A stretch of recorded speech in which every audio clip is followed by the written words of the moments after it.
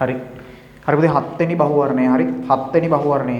මේකෙදි අහනවා i3 i නයට සමාන හැඩයක් තියෙන්නේ කාටද කියලා. හරි. 7 වෙනි බහුවර්ණය. i3 වල හැඩයට සමාන හැඩයක් තියෙන්නේ කවුද? මේ වගේ view එකක් දුන්නාම කොහොමද මේ වගේ එක හැඩය ඇඳගන්නේ? පුතේ මුලින්ම මේ i3 k මේ වගේ එකක 90ක හැඩය දුන්නොත් ඇඳගන්නේ. පුතේ මේ හැම එක්කෙනෙක්ම කාණ්ඩ අංකයට අදාළ ඉලෙක්ට්‍රෝන දෙනවා. එහෙනම් අයඩීන් 7 වෙනි කාණ්ඩේ නම් 3 දෙනෙක් ඉන්නේ හින්දා 21යි. පුතේ ඍණ එකක ආරෝපණයක් තියෙන හින්දා ඒ ආරෝපණය අපි කවුරු විදියට ඉලෙක්ට්‍රෝනයක් එකතු කරන්න ඕන. ඍණ එකක් තියෙන හින්දා එකක් එකතු කරනවා. එතකොට ටෝටල් ඉලෙක්ට්‍රෝන ගාන එනවා පුතේ 22ක්. අපිට මෙහෙම ඉලෙක්ට්‍රෝන වැඩක් නැහැ. අපිට ඕන යුගල්. හරි. යුගල් ගාන ගන්න පුළුවන් මේක දෙකෙන් බෙදුවාම යුගල් නම් 11ක් එන්න ඕන. එතකොට පුතේ මෙයාගේ දල ව්‍යුහය ඇඳොත් හරි. මෙයාගේ පුතේ දල ව්‍යුහය ඇඳොත් ඉස්සෙල්ලම මෙහෙම දල සැකිල්ල ඇඳ ගන්න ඕන. මේ විදිහට තමයි සැකිල්ල මේ අයඩීන් පරමාණු තුනක් මෙහෙම තමයි එන්න ඕන. එතකොට පුතේ ඉලෙක්ට්‍රෝන යුගල් 11ක් එන්න ඕන. මේ බන්ධනයක් කියන්නේ යුගලක් නේ. එහෙනම් යුගල් දෙකක් මෙතනට ගිහලා තව අලුතෙන් යුගල් කීයක් එන්න ඕනේ? 9ක් එන්න ඕන. පුතේ මේ 9 ලකුණු කරද්දි මෙයා තමයි මධ්‍ය පරමාණුව. හරි. ඉතුරු ටික බාහිර පරමාණු වලට දෙනවා. එහෙනම් 3ක් දුන්නා. 3ක් දුන්නා. තව කීයක් ඉතුරු පුතේ? 6ක් ගියා. තව 3ක් ඉතුරුනේ. ඒ 3 අපි මෙයාට මෙහෙම දීගෙන යනවා. දීගෙන ගිහිල්ලා පුතේ මේ කට්ටියගේ ආරෝපණය චෙක් කරනවා. සර් කොහොමද අනේ ආරෝපණය හොයන්නේ? ආරෝපණය හොයන්නේ කාණ්ඩ අංකයෙන් අඩු කරන්න ඕන එයාගෙම ඉලෙක්ට්‍රෝන ගාන. ඇයි අපිට අන්තිමේදී අණු ඇඳලා ඉවරනා මොන ආරෝපණයක් ඉතුරු වෙන විදිහට හදා ගන්න ඕනේ? ඍණ එකක් ඉතුරු වෙන විදිහට. එහෙනම් බලන්න ඕනේ මෙයාගෙම ඉලෙක්ට්‍රෝන කීයක් තියෙනවද මේ? 1 2 3 4 5 6 මේකයි 7යි. එහෙනම් කාණ්ඩ අංකය 7යි මෙයාගෙම ඉලෙක්ට්‍රෝන 7යි. එහෙනම් මෙයාගේ ආරෝපණය බිඳුවයි. ඔය විදිහෙන් පුතේ මෙයාගේ ආරෝපණය චෙක් කරත් වෙන්නේ බිඳුවයි. හැබැයි අපි ඔය මැද ඉන්න අයඩීන්ගේ ආරෝපණය චෙක් කරොත් පුතේ බලන්න කාණ්ඩ අංකය 7යි. එයාගෙම ඉලෙක්ට්‍රෝන කීයක් තියෙනවද? 1 2 3 4 මේ බන්ධනයක තියෙන ඉලෙක්ට්‍රෝන දෙකෙන් එකක් අයඩීන්ගේ 1 2 3 4 5 6 7 මේකයි 8යි 4 ඍණ 8 කියලා කියන්නේ මෙයාගේ ආරෝපණීය ඍණ එකයි. එහෙනම් මේ මැද අයඩීන්ට ඍණ එකක් එනවා. එතකොට ওই විදිහට තමයි වැඩේ යන්නේ. එතකොට මගේ ළමෙක් අය සර් මධ්‍ය පරමාණු හොයාගන්න වෙන විදි නැද්ද? පුළුවන් පුතේ. හරි මෙන්න මේ වගේ පරමාණු ටිකක් දුන්නොත් මේකට මේ වගේ අණුවක් අඳින්න දුන්නොත් මේ වගේ මධ්‍ය පරමාණු හොයාගන්නේ කොහොමද? පුතේ මධ්‍ය පරමාණුව වෙන්නේ හයිඩ්‍රජන් හැර විද්‍යුත් ඝනතාවයෙන් අඩුම කෙනා. එහෙනම් මේකේ නම් කිසිම අවුලක් නැහැ. කාබන් තුයි හයිඩ්‍රජන් තුයි විතරයි නේ ඉන්නේ. එහෙනම් හයිඩ්‍රජන් නැර එහෙනම් කාබන්. ඒතකොට සර් මේ දෙන්නගෙන් කවුද මධ්‍ය පරමාණු? ක්ලෝරින්ද කාබන්ද? මෙයාගේ 2.5යි මෙයාගේ 3යි. එහෙනම් මධ්‍ය පරමාණු වෙන්නේ කාබන්. හරි හයිඩ්‍රජන් හැර හරි අනිත් කට්ටිය තමයි මධ්‍ය පරමාණු. මේ දෙකේ දෙන්නේගේ හයිඩ්‍රජන් නැහැනේ. එහෙනම් විද්‍යුත් ඝනතාවයෙන් අඩුම කෙනා තමයි පුතේ මධ්‍ය පරමාණු. හැබැයි විද්‍යුත් ඝනතාවයෙන් අඩුම වුණා කියලා හයිඩ්‍රජන් කවදාවත් මධ්‍ය පරමාණු වෙන්නේ නැත.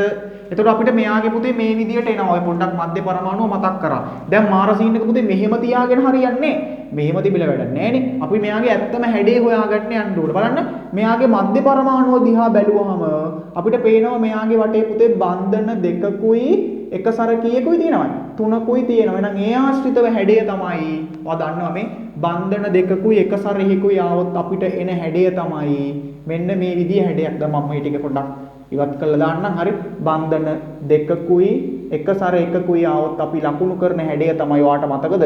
මේ බන්ධන දෙකයි එක සර තුනකුයි ආවොත් අපිට එන හැඩය මෙන්න මේ ආකාරයේ හැඩයක් තමයි අපි ලකුණු කරන්නේ. ඔයා දන්නවා මෙයාගේ හැඩය තමයි පුතේ විභාගයේදී આવොත් හැඩය මෙයාගේ හැඩය මොකක්ද කියලා આવොත් අපි කියන්නේ මොකද්ද? හැඩය මෙයාගේ රේඛීයයි. ඉලෙක්ට්‍රෝන යුගල ජ්‍යාමිතිය આવොත් මෙයාගේ කවුද කියන්නේ? ත්‍රියානති දීපිරමීඩාකාරයි. ඒ ත්‍රියානති දීපිරමීඩ හැඩය රේඛීයයි. ඉලෙක්ට්‍රෝන යුගල ජ්‍යාමිතිය ත්‍රියානති දීපිරමීඩාකාරයි. හරි. එතකොට අපෙන් ඊළඟට තව කතාවක් අහන්න. මොකද්ද සර් මේ හැඩය සහ ජ්‍යාමිතිය අතර වෙනස? පුතේ හැඩය තීරණය කරද්දී අපි මේ බන්ධන ටික විතරයි. හරි බන්ධන ටික විතරයිනේ ගොඩක් වෙලාවට මේ. එතකොට මේ ජ්‍යාමිතිය තීරණය කරද්දී නිකන් බන්ධනත් හරියට එක සරත් හරියට කවුරු වගේ බන්ධන වගේ හිතනවා. මේකේ බන්ධනම පහක් තිබුණා නම් කවුද හැඩය? ත්‍රියානත දීපිරමීඩාකාරයි නේ. කින්ද මෙයාගේ ඉලෙක්ට්‍රෝන යුගල ජ්‍යාමිතිය ත්‍රියානත දීපිරමීඩාකාරයි. හැඩය රේඛීයයි. මෙයාගේ හැඩය රේඛීයයි. මෙයා ත්‍රියානති දීපිරමීඩාකාරයි. අපි බලමු මෙයාට සමාන හැඩයක් තියෙන්නේ කාගේද? මේ ගත්තොත් මේ හැඩය මේ ජ්‍යාමිතිය. හරි. අපි අනිත් ටික ටක් ගාලා ඇඳලා බලමු. ඔයා උත්සාහ කරන්න මම වේගෙන් අඳින්න. හරි පුතේ. හරි. මෙයාගේ මෙන්න මේ විදිහේ තමයි අපි හැඩ ටික ලකුණු කරේ. මම ওই වෙලාව යන හින්දා පුතේ වෙලාව අඩු කරගන්න ඕනින්ද ටට්ටක් ගාලා මේව කරේ. හරි. මෙයාගේ හැඩය රේඛීයයි පුතේ. මෙයාගේ හැඩය මොකෝ වෙන්නේ? මෙයාගේ හැඩය කෝණිකයි. මෙයාගේ හැඩයත් කෝණිකයි. මේව උත්සාහ කරන්න. හරි. ගෙදරදී උත්සාහ කරලා බලන්න මේ ක්‍රමයම තමයි පාවිච්චි වෙන්නේ. මධ්‍ය පරමාණු හොයාගන්න හැම එක්කෙනාම තමන්ගේ කාණ්ඩාංකයට අදාළ ඉලෙක්ට්‍රෝන දෙන්න. ඒ විදිහට යන්න වැඩි. හරි. එතකොට පුතේ මෙයාගේ හැඩයත් කෝණිකයි. මේ ඔක්කොම කෝණිකයි. මෙයාගේ හැඩයත් කෝණිකයි. මෙන්න මෙයාගේ හැඩය විතරක් පුතේ රේඛීයයි. එහෙනම් පිළිතුරු අංක කීය දෙන්නේ? මෙයාට සමාන හැඩයක් තියෙන්නේ. මෙයා එහෙනම් පිළිතුරු අංක 5. හරි. පිළිතුරු අංක 5 හැම අවුරුද්දකම විභාගයේදී ওই වගේ ගාණක් එනවනේ අණු වල හැඩ වලින්. එතකොට ඔයාලා ලෑස්ති වෙලා ඉන්න ඕන අණු වල හැඩ ගැන දැනගන්න. හරි. හරි. පිළිතුරු අංක 5 පියන් 8 වෙනි එක්කෙනාට. හරි. 8 වෙනි බහුවර්ණය. හරි. බලන්න මේකේ තියෙන පොඩ්ඩක් view මට ඕන විදිහට පොඩ්ඩක් වෙනස් කරලා. ළමයිකයි සර් මෙහෙම එකක් නෑනේ. පුතේ මෙයා තමයි වාගේ තියෙන්නේ කවුද? මේ ගොඩාක් ළමයි දන්නේ C6යි. හරි. H5යි OH කියලා කියන්නේ මේ සංයෝගයේ ෆීනෝල. මට ලේසි වෙන්න මම මෙයා හදාගෙන තියෙන්නේ. හරි. ගොඩාක් දරුවෝ මේව දන්නේ නැහැ. එතකොට කොහේ හරි දුන්නොත් C6යි H5යි Br කියලා. එතකොට මේ බෙන්සීන් වලට පුතේ Br එකක් බැඳලා තියෙන සමහර ළමයිට ප්‍රශ්න කරන්න බැරි. මේවා දන්නේ නැති වුණාම. හරි. කොහෙන්ද සමහර කට්ටියට චක්‍රාකාර නොවන view හඳින්න යනවා. එතකොට වැරදි. හරි. ඒවා දැනන් ඉන්න ඕනේ. මේකේ පළවෙනියටම අහනවා අපෙන්. හරි. X නැමැති සංයෝගයේ Br2 වල දුඹුරු පැහැය නැති කරනවලු. පුතේ Br2 වල දුඹුරු පැහැය නැති කරන්න පුළුවන් අපේ සිලබස් එකේ ප්‍රධාන සංයෝග කාණ්ඩ 4යි. මේ ද්විත්ව බන්ධනයක් තියෙනවා නම් පුළුවන්. එහෙම නැත්නම් අපිට පුළුවන් පුතේ ත්‍රිත්ව බන්ධනයක් තියෙනවා නම් පුළුවන්. ඊටත් අමතරව විශේෂයෙන්ම දෙන්නෙක් ඉන්නවා ඇනිලීන්ටත් පුළුවන්. ඊට අමතරව පුතේ ෆීනෝල වලටත් පුළුවන්. මේ කට්ටියට පුතේ Br2 දියර එකතු කරාම පුතේ මෙන්න මේ වගේ සුදු පැහැති අවක්ෂේපයක් ඇති කරනවා. මේ තැන් තුනටම Br වල බැඳිලා Br වල පාට නැති කරලා දානවා. දුඹුරු පැහැ නැති කරලා මේ විදිහේ සුදු පැහැති සංයෝග ඇති කරන්න පුළුවන් ඇනිලීන්ට සහ පීනෝල් කියන දෙන්නටම. හරි. ඇනිලීන් සහ බීනෝල් කියන දෙන්නටම Br2 දියර එකතු කරාම මේ විදිහේ සුදු පැහැති අවක්ෂේපයක් අපිට ගන්න පුළුවන්. එහෙනම් Br2 වල පැහැ නැති කරන්න පුළුවන් මේ හතර දෙනාගෙන් කවුරු හරි හිටියොත්. හරි. ද්විත්ව බන්ධන, ත්‍රිත්ව බන්ධන, ඇනිලීන් හෝ ෆීනෝල. බලන්න පුතේ එහෙම කට්ටිය ඉන්නවද කියලා. එහෙනම් පළවෙනි එක්කෙනා Br2 වල දුඹුරු පැහැය නැති කරනවලු. හරි. මෙයාට පුළුවන්ද? පුළුවන් පුතේ මේ ද්විත්ව බන්ධනිය තියෙන හින්දා. මෙයාට බෑ. මෙයාට පුළුවන් ෆීනෝලයක් හින්දා. මෙයාට Br2 වල දුඹුරු පැහැය නැති කරන්න බෑ. මෙයාට පුළුවන් පුතේ ත්‍රිත්ව බන්ධනයේ තියෙන හින්දා. ඊළඟට අපෙන් අහනවා මෙම සංයෝගයේ සෝඩියම් සමග H2 පිට කරයි. පුතේ සෝඩියම් සමග H2 පිට කරන්න පුළුවන් කට්ටිය තමයි අපේ සිලබස් එකේ මෙන්න මේ වගේ අග්‍රස්ත ඇල්කයින් එකකට දැම්මොත්. හරි. ඒ කියන්නේ හයිඩ්‍රෝකාබන් දාමේ කෙලවර මේ වගේ ත්‍රිත්ව බන්ධනේ ඉන්නවනම් මෙයාට පුළුවන්. හැබැයි පුතේ කවදාවත් මේ හයිඩ්‍රෝකාබනේ මැද ත්‍රිත්ව බන්ධනේ ඉද්දි සෝඩියම් දැම්මා කියලා වායු පිට වෙන්නේ නැහැ. මේ අග්‍රස්ත ඇල්කයින් වලට විතරයි පුළුවන්. ඊට අමතරව පුළුවන් පුතේ හරි සෝඩියම් දැම්මහම වායු පිට කරන්න මේ විදිහේ මධ්‍යසාර වලට පුළුවන්. හරි. ත්‍රිත්ව බන්ධන වලට පුළුවන්, මධ්‍යසාර වලට පුළුවන්, ෆීනෝල් වලට පුළුවන්. හරි. ඊට අමතරව කාබොක්සිලික් අම්ල වලට පුළුවන්. හරි. ඔය වගේ සංයෝග රාශියක් අපේ සිලබස් එකේ තියෙනවා. හරි. H2 වායුව පිට කරන ආම්ලික ස්වරූපයක් ගන්න ඕන පුතේ H2 වායුව පිට කරන්න. හරි. මේ ලෝහයක් දැම්මහම H2 වායුවක් පිට කරන්න ආම්ලික ලක්ෂණ තියෙන්න ඕන. හරි. ලෝහයක් එකතු කරාම සෝඩියම් වගේ ලෝහයක් එකතු කරාම H2 එකතු කරන්න ආම්ලික ලක්ෂණ තියෙන්න ඕන. මෙයාට බෑ. මෙයාටත් බෑ පුතේ සෝඩියම් එකතු කරාම H2 වායුව පිට කරන්න. මෙයාට පුළුවන්. මෙයාටත් පුළුවන්. මෙයාට බෑ. මෙයාට බැරි වෙන්න හේතුව පුතේ අග්‍රස්ත ඇල්කයිනයක් නෙවෙයි. එහෙනම් පුතේ Br2 වල පාටක් නැති කරන සෝඩියම් එක්ක H2 වායුව පිට කරන සංයෝග කාණ්ඩය තමයි අංක 3 පිළිතුරු අංක 3. හරි. 8ට පිළිතුරු අංක 3. හරි. 9 වෙනි ප්‍රශ්නය. මේකේ අහනවා මෙහෙම. හරි. අසත්‍ය වාක්‍ය වන්නේ අවදි උෂ්ණත්වයට වඩා ඉහළ පීඩනයකදී ඉහළ පීඩනයක් යෙදීමේ අවදි උෂ්ණත්වයට වඩා ඉහළදී පීඩනයක් යෙදීමෙන් පමණක් වායුවක් ද්‍රව කළ හැක. පුතේ අවදි උෂ්ණත්වය කියලා කියන්නේ වායුවක් පීඩනයක් පමණක් යොදලා ද්‍රව කරන්න පුළුවන් ඉහළ උෂ්ණත්වයකදී. මෙන්න මේ වගේ කලාප සටහනක් ඇන්දොත් ඕනම දරුවෙක්ට තේරෙයි මේක 2014 විභාග ප්‍රශ්නයක්. මම මේ කලාප සටහනේ ප්‍රශ්න ආපු විදියට වඳින්නම්. මීට වඩා ඇත්ත කලාප සටහන් පොඩ්ඩක් වෙනස්. ප්‍රශ්නේ තිබුණු විදියටම වඳින්නම්. හරි. මේ විදිය තමයි තිබුණේ. මට මතක හැටියට ඕක 2014 තිබුණේ. පුතේ කලාප සටහනක් පීඩනය සහ උෂ්ණත්වය කියන අක්ෂ දෙකක් ඇසුරෙන් තමයි අඳින්නේ. හරි. මේ තියෙන්නේ ඝන කලාපය, මේක ද්‍රව කලාපය. හරි. ද්‍රව කලාපය, මේක වායු කලාපය. හරි. ද්‍රව කලාපය, වායු කලාපය. පුතේ එතකොට විභාගෙදී ඒ අවුරුද්දේ අහලා තිබුණා AO මෙතන T කියලා ගමු. මම මේ ලේසි වෙන්න මීට වඩා වෙනස් ඇති අංකණය. මේ දෙන්නගෙන් අහලා තිබුණා ද්‍රව සහ වායු කලාප වෙන් වෙන සීමාව. පුතේ මේ ද්‍රව සහ වායු කලාප වෙන් වෙන්නේ මොන එක්කෙනාගේ මේ කලාපය තුල වායු, මේකේ ද්‍රව, මේකේ ඝන. එහෙනම් විභාගෙදී අහුවොත් මේ ඝන සහ ද්‍රව වෙනස් වෙන රේඛා ඛණ්ඩය අහුවොත් AO. මේ ද්‍රව සහ මේ අතර සමතුලිතතාව තියෙන්නේ. හරි. ද්‍රව සහ වායු අතර, ඊට පස්සේ මේකේ ඝන සහ වායු අතර, මේකේ ඝන සහ ද්‍රව අතර මෙහෙම සමතුලිතතාවනේ තියෙන්නේ කලාප සටහනක. අපෙන් ඇහුවා ඒ අවුරුද්දේ ඇහුවා ඝන සහ වායු අතර සමතුලිතතාවය නිරූපණය කරන්නේ මොන රේඛා ඛණ්ඩයෙන්ද? AO. ඊළඟට ඝන සහ මේ ද්‍රව සහ වායු අතර සමතුලිතතාවය OC. ඊළඟට ඝන සහ ද්‍රව අතර නිරූපණය කරන්නේ OT මාගෙන. හරි. ඔක 2014 හෝ 15 අවුරුද්දේ විභාගෙට ඇහුවා රේඛා ඛණ්ඩයක්. මේක නිකන් දෙක වසරේ ප්‍රශ්නයක්. හරි. හරි. ඒක නෙමෙයිනේ අපිට වැදගත්. පුතේ අවදි උෂ්ණත්වය කියලා කියන්නේ මෙන්න මේ ලක්ෂයට කියනවා පුතේ අවදි පීඩනය. ඒ කියන්නේ වායුවක් පීඩනයක් යොදලා ද්‍රව කරන්න පුළුවන් ඉහළම පීඩනය තමයි මේ තියෙන මෙන්න මේ වගේ තැනකට කියනවා. මෙන්න මේ C වගේ තැනකට කියනවා අවදි ලක්ෂය. හරි. මම මේව වෙනම පැහැදිලි කරලා ඇති කලින් බහුවර්ණ පේපර් එකක. මෙන්න මේකට කිව්වා පුතේ අවදි ලක්ෂය. පුතේ මෙන්න මේ අවදි ලක්ෂයට අදාළව ලකුණු කරොත් මේ මෙතෙන්ට අදාළව ලකුණු කරොත් පුතේ පීඩනය මෙයාට කියනවා අවදි පීඩනය. ඊට අදාළව මේ ලකුණු කරන උෂ්ණත්වයට කියනවා අවදි උෂ්ණත්වය. මෙන්න අවදි උෂ්ණත්වය. අවදි උෂ්ණත්වය. පුතේ අපෙන් අහන්නේ අවදි උෂ්ණත්වයට වඩා වැඩි උෂ්ණත්වයක තියෙන වායුවක්. හරි. වායු කලාපයේනේ මේ හරියනේ. එහෙනම් මෙන්න මේ හරියේ ඉන්න වායු අණුවක් සම්බන්ධයෙන් අහන්නේ. හරි. මේ වගේ කලාපයේ ඉන්න වායු අණුවක්. පුතේ පීඩනයක් යදුවාම මෙයාගේ පීඩනය වැඩි කරගෙන ගියොත් මෙහෙම කවදාවත් පීඩනය වැඩි කරොත් පුතේ අපිට ද්‍රව කලාපය හම්බෙන්නේ නැහැ. හේතුව ද්‍රව වාෂ්ප වෙන් වෙන සීමාව අපිට හම්බෙන්නේ නැති හින්දා පුතේ කවදාවත් මෙයා පීඩනයක් යොදලා අපිට මෙයා මොනව කරන්න බැරි පුතේ ද්‍රව කරන්න බෑ. හැබැයි අපි අවදි උෂ්ණත්වයට වඩා අඩු උෂ්ණත්වයක ඉන්න මෙන්න මේ හරියේ ඉන්න වායුවක් සැලකුවොත් පුතේ මෙයාගේ පීඩනය වැඩි කරලා අපිට මොන කලාපයට ඇතුළු කරන්න පුළුවන්ද මෙයා? වායු කලාපයට ඇතුළු කරන්න පුළුවන්. එහෙනම් අවදි උෂ්ණත්වයට වඩා වැඩි උෂ්ණත්වයක ඉන්න කෙනෙක්ට පීඩනයක් යොදලා කවදාවත් පුතේ මෙයා මොන කලාපයට ගන්න බැරිය? වායු ද්‍රව කලාපයට ගන්න බෑ. හේතුව මෙතනදී අපිට ද්‍රව වායු හරි සමතුලිතතා සීමාව හම්බෙන්නේ නැහැ. හැබැයි අවදි උෂ්ණත්වයට වඩා අඩු එක්කෙනෙක්ට මෙහෙම පීඩනයක් යදුවොත් මේ අවදි උෂ්ණත්වයට වඩා අඩුයි කියලා කියන්නේ මේ පැත්තේ ඉන්න එක්කෙනෙක්නේ. එහෙනම් මේ හරියේ තියෙන ලක්ෂයක් සලකලා පීඩනය වැඩි කරොත් අපිට මෙයා මොනව කරන්න පුළුවන් වායුව? ද්‍රව කරන්න පුළුවන්. එහෙනම් පළවෙනි වාක්‍යය හරි සත්‍යයි. පීඩනයක් අවදි උෂ්ණත්වයට වඩා වැඩි එක්කෙනෙක්ගේ ඉන්න එක්කෙනෙක්ට පීඩනයක් යොදලා අපිට කවදාවත් ද්‍රව කරන්න බෑ. එහෙනම් පළවෙනි වාක්‍යය සත්‍යයි.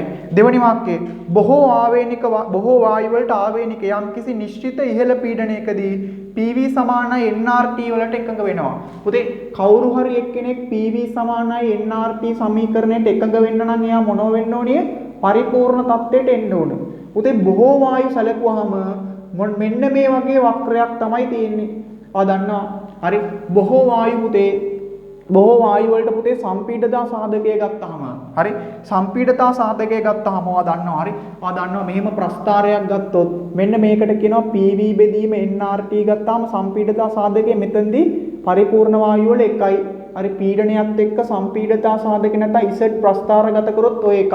බොහෝ වායු ගත්තොත් පුතේ කාබන් ඩයොක්සයිඩ් වගේ මෙන්න මේ තැනදී පුතේ සම්පීඩතා සාධකය කීයක් වෙලයි? එකක් වෙලා. ඔයා දන්නා පුතේ සම්පීඩතා සාධකය එකක් වුණා නම් එයා අනිවාර්යයෙන් මොකක්ද වෙන්නේ? පරිපූර්ණ තත්ත්වයටපත් වෙනවා. එහෙනම් පුතේ ඔයා දන්නවා මේ බොහෝ වායු වලට පුතේ මේ විදිහේ වක්‍රයක් තමයි තියෙන්නේ. එහෙනම් ගොඩක් වායු පොඩ්ඩක් පීඩනය වැඩි අවස්ථාවකදී ඉහළ පීඩනවලදී මෙන්න මේ වගේ ලක්ෂයකදී මොන තත්ත්වයට ළඟා වෙන්න පුළුවන්ද? පරිපූර්ණ තත්ත්වයට එන්න පුළුවන්. බොහෝ වායු වලට තියෙන පුතේ මේ වගේ එකක්. සමහර වායු තියෙනවා H2 වගේ කට්ටිය මෙහෙම තියෙනවා. ඒ වගේ වායු අඩුයි. හරි. ගොඩාක් වායු වලට ප්‍රස්ථාරගත කරොත් අපිට මේ විදිහේ ප්‍රස්ථාරයක් තමයි ඉන්නේ සම්පීඩතා සාධකයත් එක්ක.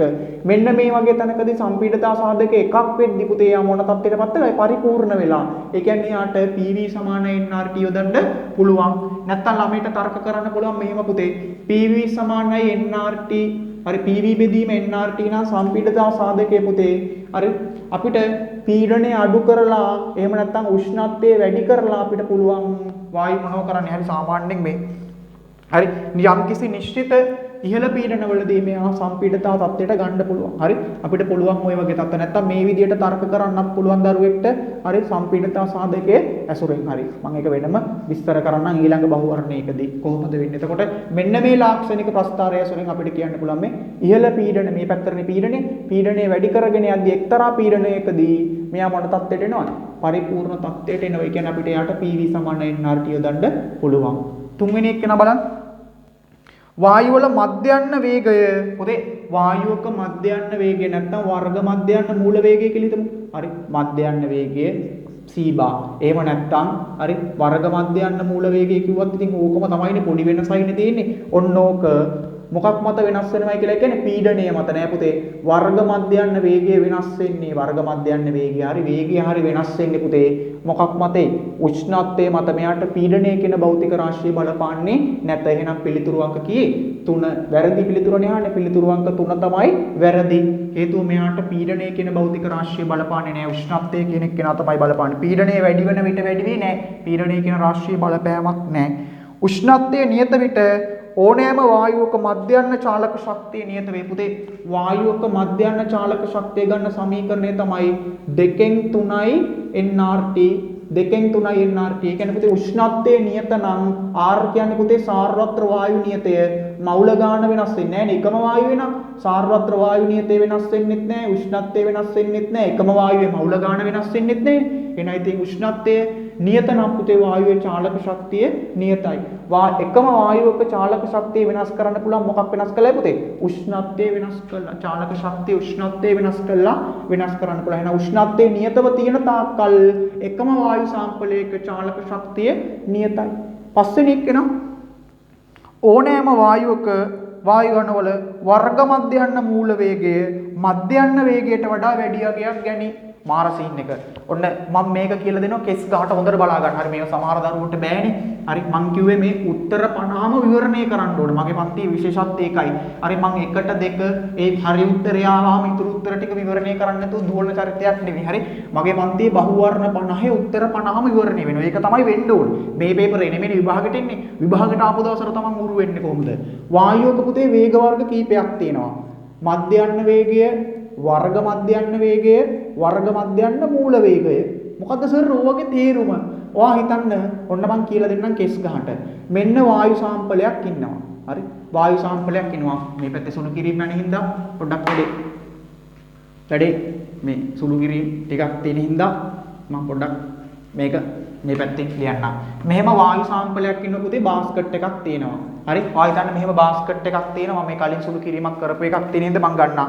හරි මේකේ මේ බාස්කට් එකේ පුතේ වායු අණු තියෙනවා. එක මෙහෙම වායු අණු ටිකක් ඉන්නවා කියලා තුමුන්න ඔහු වායු අණු 4ක් ඉන්නවා. මේ එක්කෙනෙක්ගේ වේගය 5 ms ඍණ 1යි. හරි තේරුම් කරන්න ගන්නෙ. අනිත් එක්කෙනාගේ 3 ms ඍණ 1යි. මෙයාගේ ms 2 ms ඍණ 1යි.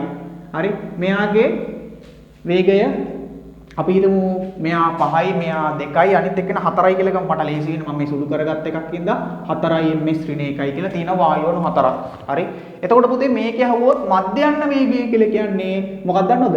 මෙන්න මේ වායු අණු වේග ටික එකතු කරලා මේ 3යි 5යි 2යි 4යිනේ වායු අණු 4 වේග 4 අනුගාණයෙන් බෙදනවා. ඔන්න ඕකට තමයි කියන්නේ මධ්‍යන්න වේගය. එතකොට පුතේ ওই මධ්‍යන්න වේගය හෙව්වොත් මෙතන එනවා 8යි 10යි 14යිනේ.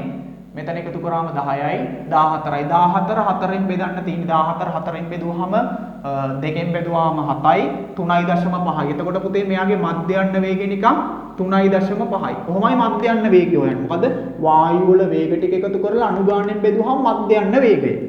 වර්ග මධ්‍යන්න වේගය කියලා කියන්නේ වායු වල වේග වර්ග කරනවා පුතේ. මේ වර්ග කරලා මේ විදිහට වර්ග කරලා එකතු කරොත් අන්න ඒකට කියනවා වර්ග මධ්‍යන්න වේගය. වර්ග මධ්‍යන්න මූල වේගය කියලා කියන්නේ වර්ග කරලා එකතු කරලා එයාගේ වර්ගමූලයේ හෙව්වොත් පුතේ අන්න ඒකට කියනවා වර්ග මධ්‍යන්න මූල වේගය. පුතේ මේ වර්ග මධ්‍යන්න මූල වේගය එනාගේ පුතේ මේකේ 3.8ක් විතර වෙයි බලන්න. හරි මෙයාගේ එන වේගය 3.8ක් විතර වෙයි. මධ්‍යන්න වේගයට වඩා පුතේ මේ වර්ග මධ්‍යන්න වේගය කියන එක නම් වෙන්නේ වැඩි වෙනවා. ඒ කියන්නේ c බාට වඩා c වර්ගභාගයේ මූලය වැඩි. ඔක හොඳට දැනන් ඉන්න ඕනේ. මේක මම ඔප්පු කරලා පෙන්නුවා කටපාඩම් කෙරුවේ නේ. කොහොම කරේ? මධ්‍යන්න වේගය කියන්නේ වායු අණු ටික එකතු කර අණු ගාණෙන් බෙදුවා. වර්ග මධ්‍යන්න වේගය කියන්නේ වර්ග කරලා එකතු කරලා බෙදුවා. ඒ එකතු කරපුවාගේ මූලය ගත්තාම වර්ග මධ්‍යන්න මූල වේගය. පුතේ මේක මධ්‍යන්න වේගයට වඩා වැඩි. හරි. මධ්‍යන්න වේගයට වඩා වැඩි. එතකොට පිළිතුරු අංක 3 තමයි එන්නේ. මේ පිළිතුරත් හරි. හරි. පුතේ ප්‍රශ්න අංක 10. බලන්න ප්‍රශ්න අංක 10. පහත් දැක්කෙන ප්‍රකාශ අතරින් කුමක් සත්‍ය වේද? මෙන්න තියෙනවා CH3 හරි CH3 CH2 යන කාබන් දාමයේ රේඛීය වේ. මෙන්න මෙහෙම කාබන් දාමයක් දීලා තියෙනවා. මෙයාගේ රේඛීයද කියලා අහනවා. හරි. මෙයාගේ රේඛීය වේ. හරි. මෙයාගේ රේඛීය වේ කියලා තියෙනවා. නෑ පුතේ මෙයා රේඛීය වෙන්නේ නෑ. හේතුව පුතේ මේ වගේ අණුවක් දුන්නාම මම මෙන්න මේ ද්විත්ව බන්ධනයේ තියෙන තැනින් අල්ලගත්තා. බලන්න මේකේ කාබන් පරමාණු එකිනෙකට යන අණුවේ කාබන් දාමයේ රේඛීය වෙන්නේ නෑ පුතේ. කාබන් දාමයේ රේඛීය වෙන්නේ නැති හේතුව තමයි පුතේ මෙන්න මෙතනින් අල්ලගන්න. මෙතනින් අදින්න පටන් ගන්න. මෙතනට මෙහෙම H මෙයා මෙහෙමනේ ද්විත්ව බන්ධනයක් තියෙන කට්ටිය අදින්නේ අපි මෙහෙමනේ මෙහෙම. එතකොට මේ H එක මෙහෙම. පුතේ ඉතුරු ටික අදිද්දි කොහොමද? දැන් මෙතනට එනකන් ඇඳලා ඉවරයි. ඉතුරු ටික අදිද්දි පුතේ කාබන් දාමය මෙහෙම. මෙතනින් මෙහෙම මම මේ ඉතුරු කාබන් අදින්නේ නෑ මෙහෙම. හරි. එතකොට බලන්න පුතේ මෙහෙම ඇවිල්ලා කාබන් දාමය මෙහෙම නැවිලා. එහෙනම් කාබන් දාමයේ රේඛීයයි කියන පළවෙනි පිළිතුර වැරදි. මේ කාබන් දාමයේ රේඛීය නෑ පුතේ. මෙන්න මේ වගේ ස්වරූපයක් තියෙන. මෙතනින් නැවිච්ච කාබන් දාමයක් තියෙන. රේඛීයයි කොත් වැරදි. ෆෙරික් බ්‍රෝමයිඩ් ඇති විට ඩයිබ්‍රෝමීන් ටොලුයින් සමග ප්‍රතික්‍රියාවේ ඵලය මෙතා බ්‍රෝම වේ. මෙන්න මේවා තමයි දන්නේ නැත්තේ. පුතේ ෆෙරික් බ්‍රෝමයිඩ් කියන්නේ FeBr3. හරි ගොඩාක් දරුවන්ට ඕව තමයි බැරි. ෆෙරික් බ්‍රෝමයිඩ් කියන්නේ FeBr3. ටොලුයින් කියලා කියන්නේ පුතේ බෙන්සීන් වලල්ලට CH3 කාණ්ඩයක් බැඳහම මෙයාට කියන නම ටොලුයින්. මෙයාට FeBr3ත් එක්ක Br2 දැම්මාම ඔයා දන්නවා මේකෙදි ලැබෙන්න පුළුවන් ඵල. මෙයා සක්‍රීය කාරකයක් හින්දා පුතේ බෙන්සීන් වලට ඉලෙක්ට්‍රෝන විදිනවා. විද්දාම ඍණ වෙන්න පුළුවන් මෙතනයි.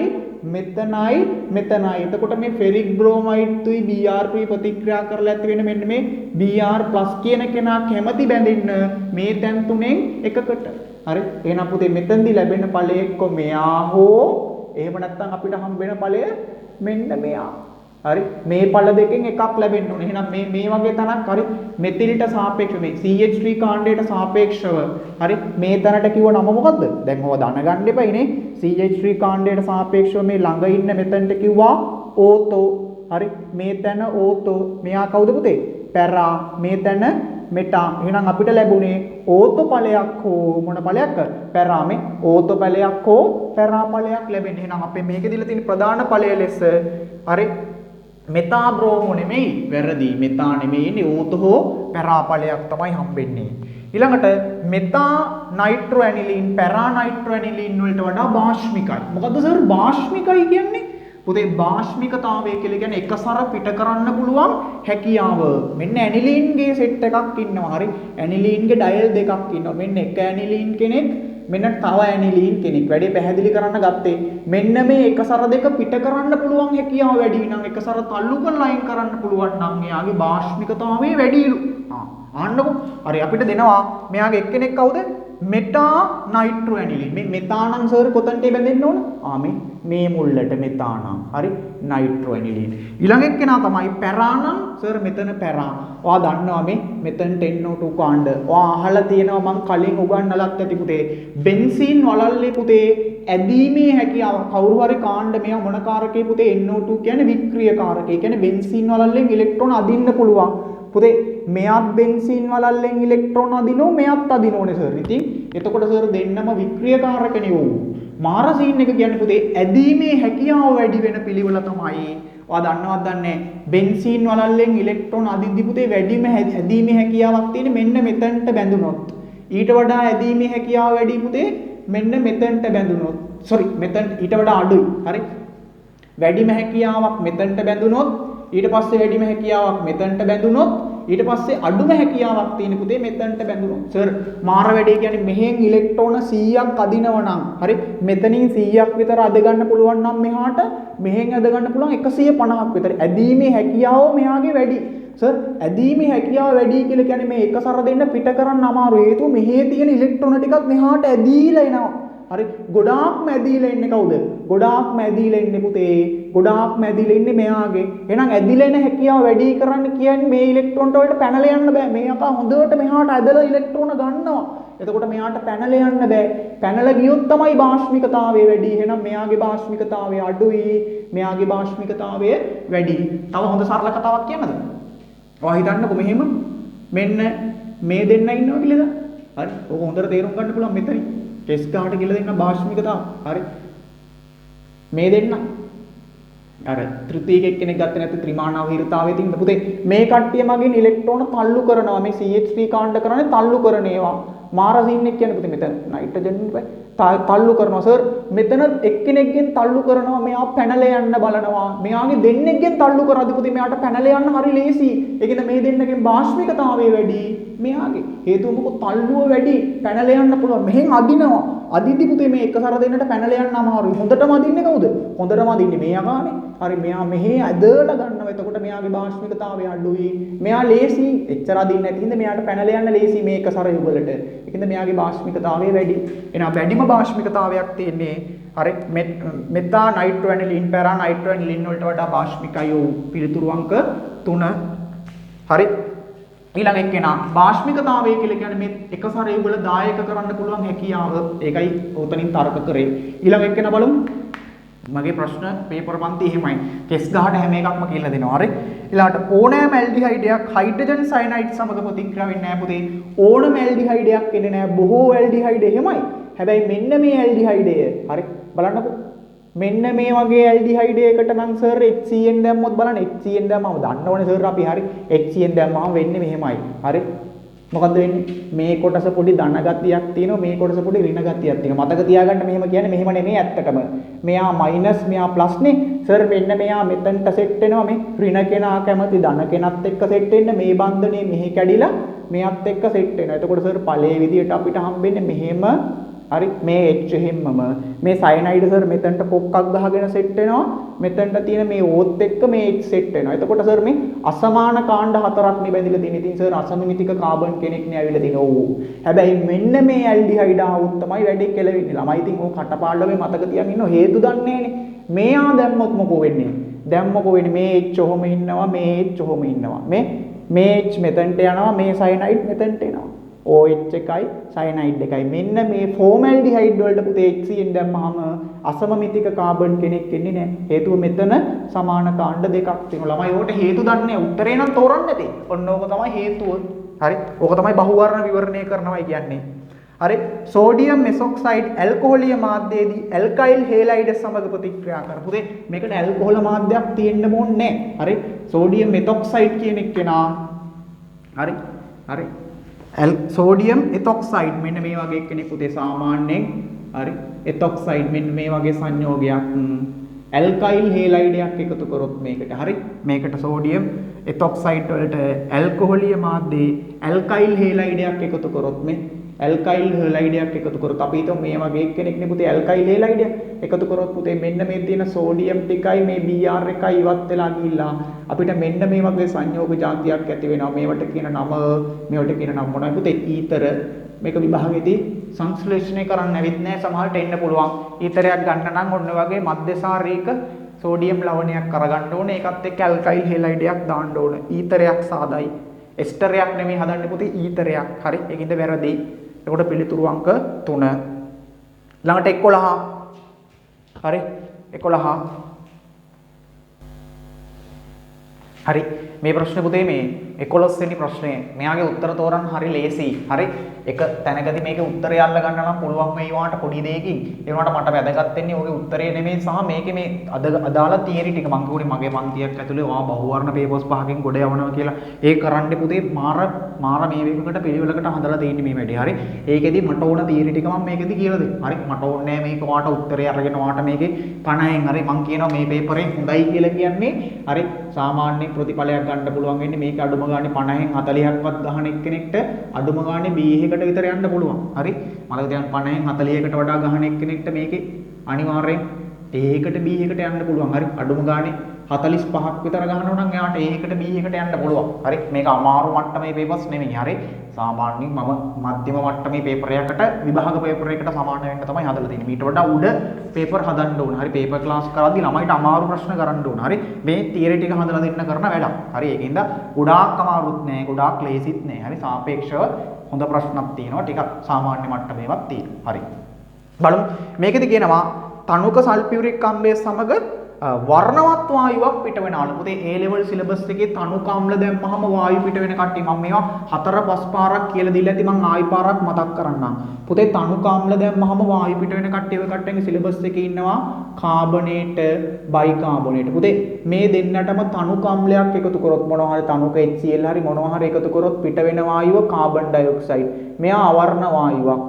ඊට පස්සේ තව තනුක අම්ල සමග වායු පිට කරන කට්ටිය තමයි පුතේ මෙන්න මේ දෙන්න SO3 2 2යි ඊළඟට තව කවුද පුතේ SO3 2 2යි H2O3 2 මෙන්න මෙයා හරි 2 2 මෙයාට පුතේ දැම්මොත් පුතේ SO2 වායුව පිට වෙනවා මෙයාත් අවර්ණ වායුවක් මෙයාගේ පොඩි විශේෂත්වයක් තියෙනවා මෙයාට SO2 පිට වෙන අතරම තව පුතේ කිරිපැහැති අවක්ෂේපයක් වෙනවා අවර්ණ වායුවක් සහ කිරිපැහැති අවක්ෂේපයක් ඊට අමතරව NO2 වගේ කෙනෙක්ට NO2 මේ වගේ එකකට තනුක අම්ලයක් එකතු කරොත් පිට වෙන වායුව පුතේ NO2 දුඹුරු පාට වායුවක් ඊට අමතරව තව එක්කෙනෙක් ඉන්නවා SO2 මේ H2 වලට තනුක අම්ලයක් පිට කරොත් H2S වායුව පිට වෙනවා මෙයක් පුතේ අවර්ණ වායුව එහෙනම් අපේ සිලබස් එකේ තනුක අම්ලයක් යදුවයින් පස්සේ වර්ණවත් වායුවක් නම් අනිවාර්යෙන් මෙයාට තියෙන්න ඕන කවුද NO2 කෙනෙක් හරි තනුක අම්ලයක් යදුවොත් මේ ඔක්කොගෙම පිට වෙන්නේ අවර්ණ වායුව මෙන්න මෙයාගෙන් තමයි හරි වර්ණවත් වායුවක් එහෙනම් ඉතින් අල්ලගන්න පුළුවන් මෙයා උත්තරෙත් නෙමෙයි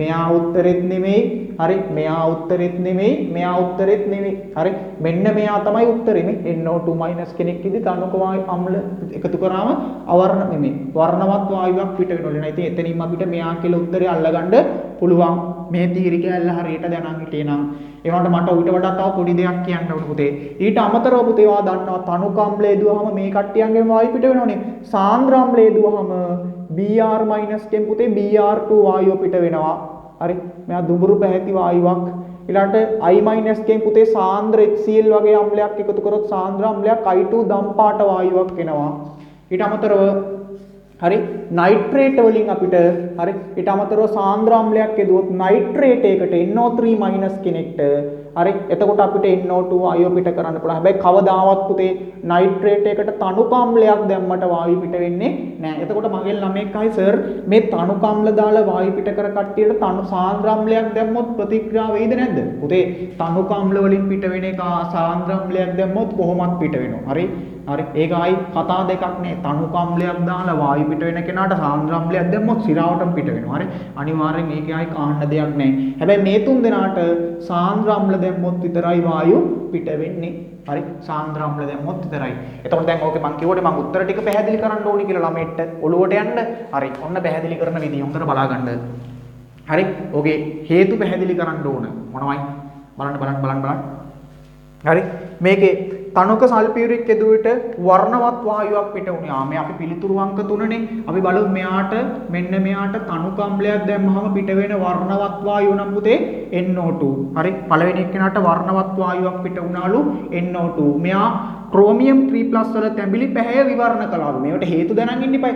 මෙන්න වර්ණවත් වායුව NO2 ක්‍රෝමියම් ඩයික්‍රෝමේට් වල තැඹිලි පාට විවරණ කරාලු පුතේ වෙන්නේ එතකොට මෙන්න මේ ප්‍රතික්‍රියාව තුලිත කරගන්න ඩයික්‍රෝමේට් එකකට මේ NO2 වගේ වායුවක් යවුවාම මෙතනින් හරි ක්‍රෝමියම් 3+ සහ මෙතනින් නයිට්‍රේට් ඇති වෙන ඔන්න ඔය පළ දෙක තමයි ලබා දෙන්නේ හරි අවර්ණ කරන්නේ නැහැ කියන්නේ විවරණ කරනවා මේකේ පාට පුතේ කොළ පැහැයකට යනවා ඩයික්‍රෝමේට් තැඹිලි පාට හරි කොළ පැහැයට යනවා මෙයා NO2 මෙයා නම් පුතේ නයිට්‍රේට් වල පාට අවර්ණයි හරි ඔන්න ඕක තමයි වෙන්නේ පළවෙනි එක්කෙනා පිට වෙන අවර්ණ වායු මේ දුඹුරු පැහැති වායු වර්ණවත් වායු NO2 මෙන්න මේක තමයි වෙන ප්‍රතික්‍රියාව තුලිත කරගන්න ඊළඟට උක්ත එක්කෙහි වායුව ජලයට යවුවට ආම්ලික ද්‍රාවණයක් පුතේ NO2 ජලයට දැම්මහම හරි NO2 ජලයට දැම්මහම කවුද ඇති වෙන්නේ HNO3 වගේ අම්ල ඇති වෙනවා එතකොට පුතේ මෙයාගේ මොන පැහැයක් ලබා දෙන්නේ HNO3 අම්ල වගේ ඇති වෙනවා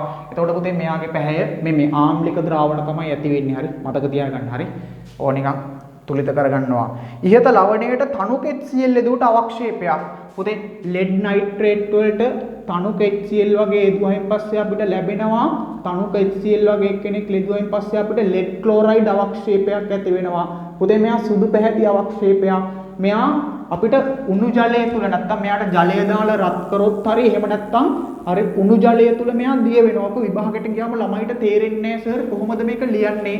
අර ලෙඩ් ක්ලෝරයිඩ් කියන එක්කෙනා ඝණයක් පුතේ උණු ජලය නැත්තම් ජලය දාලා රත් කරොත් පුතේ මොකද්ද බවට පත් වෙන්නේ? මෙයා දිය වෙන ප්‍රතික්‍රියාව ලියන්න කිව්වොත් විභාගයට ලියන්නේ මෙහෙමයි. හරි මේවා ස්ට්‍රක්චර්ඩ් එසේ වලට සෑහෙන්න වැදගත්. මේ ප්‍රතික්‍රියාව දිය වෙන ප්‍රතික්‍රියාව සමීකරණ ඇසුරෙන් දක්වන්නේ බුත් මේ විදිහට ලෙඩ් ක්ලෝරයිඩ් ඝණයක් මේ විදිහට දිය වෙනවා. හරි ඔක විභාගයට අහලා තිබ්බ එක අවුරුද්දක් ඒකයි මම කිව්වේ. ලවණයට H+KMnO පොව එදුවට වර්ණවත් ද්‍රාවණයක් ගෙන දෙන අතර හරි අවක්ෂේපයක් තැන්පත් වේ පුතේ. ඕකේ අවක්ෂේපය තමයි ලෙඩ් ක්‍රෝමේට. හරි ක්‍රෝමේට මේකේ අවක්ෂේපයක් H+MnO4- එදුවට වර්ණවත් අවක්ෂේපයක් ගෙන දෙයි. හරි ඔන්න ඔය විදිහට වර්ණ ප්‍රශ්නය පොඩ්ඩක් විවරණය කරගන්න පුළුවන් වෙන්න ඕන. හරි ඔක ගොඩාක් දරුවන්ට බෑ. හරි ඒකින්ද සමහර දරුවෝ මොනවා හරි කරන්න ගියාම හරි මේ දන්නෙත් නෑනේ. හරි කොහොමද එන්නේ ඵල ඒ ටික පොඩ්ඩක් එන විදිහ අනිවාර්යෙන් මතක තියාගන්න ඕනේ. විභාගයට ගියාම නැත්තම් සෑහෙන ප්‍රශ්න හරි නැත්තම් ගියාම ඔය නිකන් උත්තර විතරක් දැනන් යන්න එපා. හරි උත්තර විතරක් දැනන් යන්න එපා. මොනවා හරි දෙයක් ආවම පොඩ්ඩක් මතක තියාගන්න. හරි අවර්ණ ද්‍රාවණයක් ගෙන දෙන අතර අවක්ෂේපයක් තැන්පත් වේ. මේක අවර්ණ ද්‍රාවණය සහ අවක්ෂේපය සමාන. හරි අවර්ණ ද්‍රාවණයක් සහ අවක්ෂේපයක් තැන්පත් වේ. මෙතන පුතේ අවර්ණ ද්‍රාවණයක් විදිහට අවක්ෂේපයක් විදිහට ලෙඩ් සල්ෆේට් තැන්පත් වෙයි. හරි අවර්ණ ද්‍රාවණයේ විදිහට පොටෑසියම් නයිට්‍රේට් අන්තිම එක්කෙනා මේක එකතු කරන්නේ පොටෑසියම්නේ. හරි ලවණයට තනුක අම්ලයක් එකතු කරාම එතකොට පොටෑසියම් නයිට්‍රේට් වගේ කෙනෙක් ඉන්න පුළුවන්. මේව ලියලා බලන්න. හරි මේකේ අවක්ෂේපයක් තැන්පත් වෙනවා. හරි අවක්ෂේපයක් තැන්පත් වේ ද්‍රාවණයක් ලබා දෙයි. හරි ඊළඟට 12 වෙනි එක්කෙනා බලමු අපි 12. හරි 12 වෙනි ගාන බලන්න පුතේ 12. මේකෙදි කියනවා මෙන්න මෙහෙම ප්‍රතික්‍රියාවක් තියෙනවා 12. හරි 12 වෙනි එක්කෙනා SO2 ගෑස් NO2 ගෑස් එක්ක ප්‍රතික්‍රියා කරාම හරි SO2 ගෑස් NO2 ගෑස් එක්ක ප්‍රතික්‍රියා කරාම අපිට හම්බ වෙනවා SO3 ගෑස්.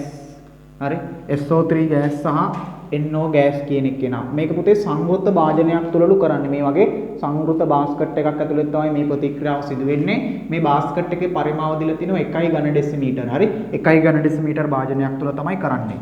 මේ ගානේදී පද්ධතිය සමතුලිත වුණාම හරි සමතුලිත වූ විට අපිට KC දීලා තියෙනවා. අපිට වෙනදා නම් ගණන් වලදී KC හොයන්නනේ තියෙන්නේ. මේකේ KC දීලා තියෙනවා 16යි කියලා.